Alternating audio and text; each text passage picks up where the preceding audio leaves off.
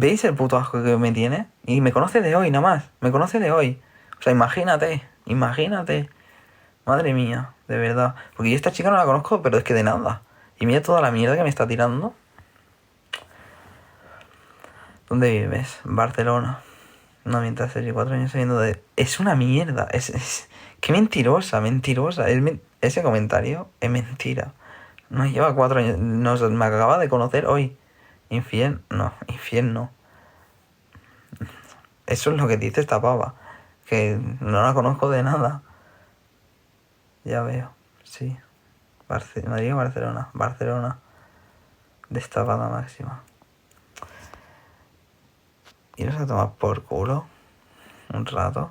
Que ahora ya me he perdido también. Joder.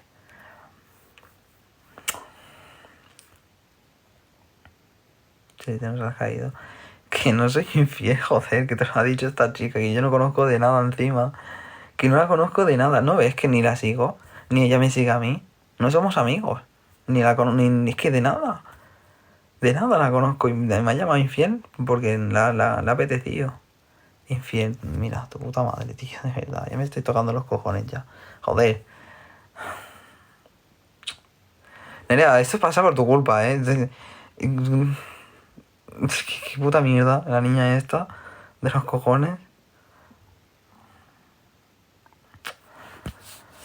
Nos la está colando. No nos seguimos, no somos amigos. Ahora otra, quién sabe. ¿Qué? ¿Y Cocoa? ¿Qué pasa con Cocoa? Nerea, yo a ti no te he visto nada. Mi ex, ¿qué le pasa a mi ex?